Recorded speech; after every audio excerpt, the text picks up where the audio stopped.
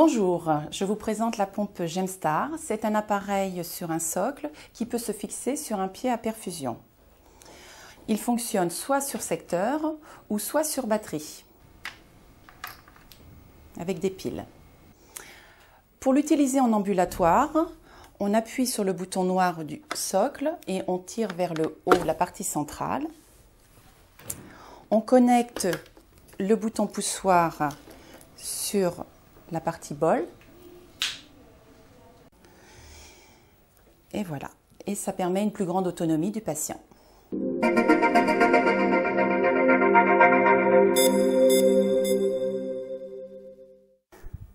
La tubulure se présente en deux parties. Une partie courte, munie du percuteur de la cassette, un clan. Une partie plus longue, avec un Y, une valve anti-reflux, 3 clans. Perforer la poche contenant la morphine. Connecter l'extrémité de la tubulure sur la valve anti-siphon bleue. Tenir la cassette avec la main droite avec les clans en haut. Ouvrir le clan de la cassette et les différents clans. Purger la tubulure, exercer une pression sur la poche avec la main gauche. Presser sur la poche. Il est important de tapoter sur la cassette pour éliminer toutes les bulles d'air.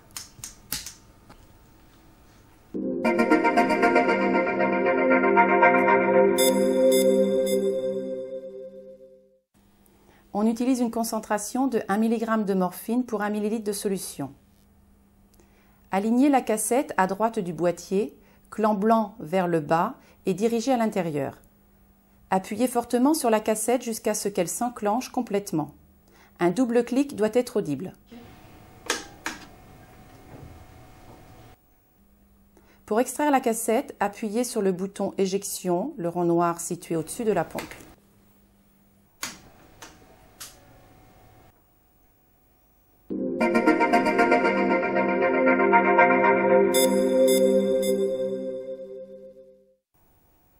Pour allumer la pompe, je maintiens la touche blanche appuyée quelques secondes. La pompe fait elle-même les autotests. On peut voir à l'écran 3 options. 1. Continuer programme. 2. Effacer programme et mémoire équipe. 3. Effacer programme, mémoire équipe et historique. Ici, je sélectionne la touche 3 car il s'agit d'un nouveau patient.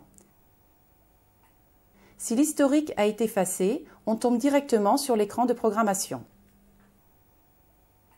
On peut choisir entre 3 types de diffusion de la morphine. Une perfusion en continu, un bolus seul ou une perfusion en continu plus bolus. Je choisis la 3e selon la prescription du médecin. Ensuite, l'écran indique qu'il faut choisir si la diffusion se fera par microgramme, milligramme ou par millilitre. Ma concentration est de 1 mg par millilitre, je sélectionne la touche 1. Je dois définir la concentration de la poche. Il suffit de saisir le chiffre et de taper « Entrée » en bas à droite. Je valide avec « Oui »,« Entrée ».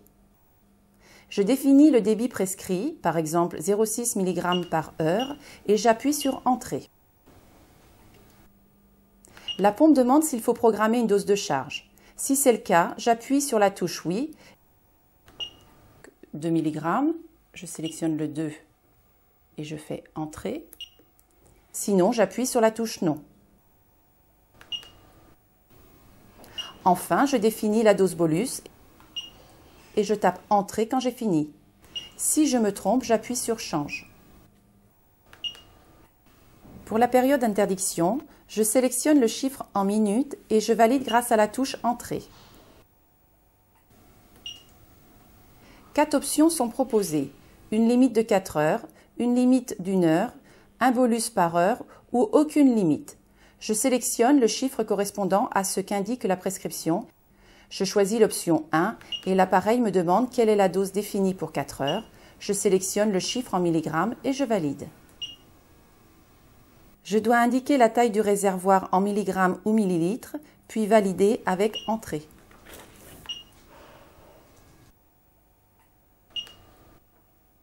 La pompe me demande de vérifier si les informations sont conformes à la prescription. C'est la revue du programme. Pour cela, j'appuie sur la touche flèche et ma programmation défile.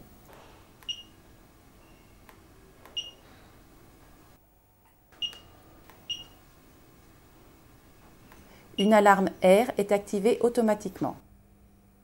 La revue terminée, je confirme les renseignements avec la touche Entrée. Le programme est sauvegardé. Une fois que le programme est sauvegardé, j'appuie sur Début et la perfusion de morphine peut commencer. Si une dose de charge a été programmée, le message suivant s'affichera. Administrer dose de charge maintenant. Il faut répondre par oui ou non.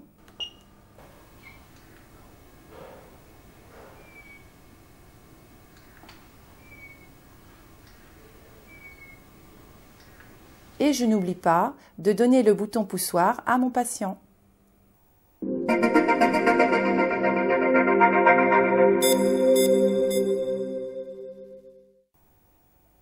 Au démarrage, la pompe se verrouille automatiquement. Pour déverrouiller, j'appuie sur Fin et je tape le code 13 000.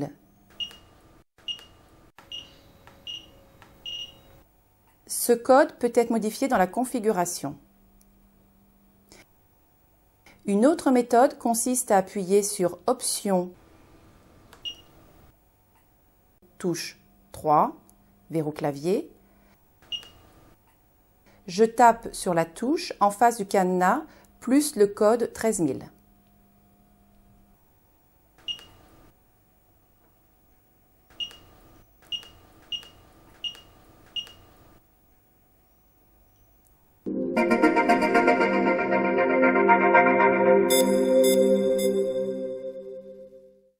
Je déverrouille, appuyez la touche Change, sélectionnez 3 modifications du programme,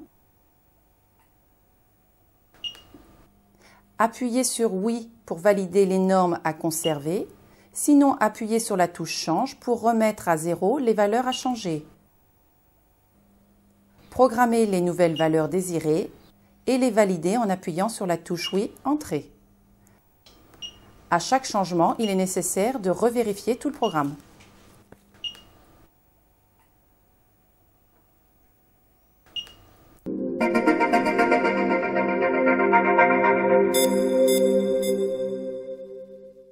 Pour accéder à l'historique, sélectionnez la touche Option puis la touche 2 correspondant à Historique. Il existe 4 niveaux d'historique. Historique des événements recense toutes les manipulations ainsi que l'heure à laquelle l'événement a lieu, sélectionnez 1. Mémoire équipe totale, historique des quantités perfusées sur une période donnée, sélectionnez 2. Volume total, historique des quantités perfusées et restantes de la poche actuelle, sélectionnez 3. Historique des bolus permet de connaître le nombre de bolus demandés et administrés, sélectionnez 6. Il est primordial d'effacer l'historique entre chaque patient. Pour cela, sélectionnez Option, appuyez sur Historique et sélectionnez la touche 5 correspondant à Effacer l'historique.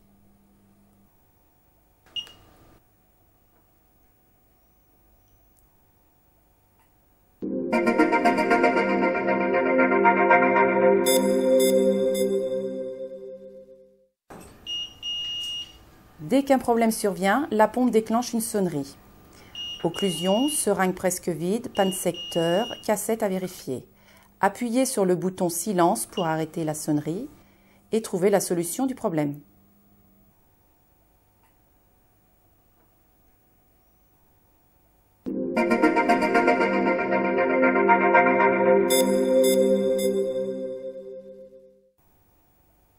Je déverrouille. J'appuie sur Fin pour arrêter la pompe. J'appuie sur Oui, puis 0. Programmer la dose de charge. Appuyez Oui. Définir dose de charge. Appuyez Oui. Administrer la dose de charge maintenant. Je réponds oui et je vérifie.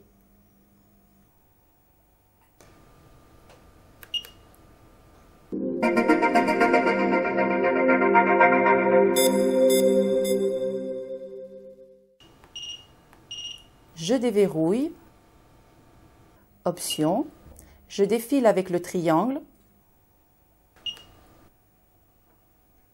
Touche 5, réglage horloge.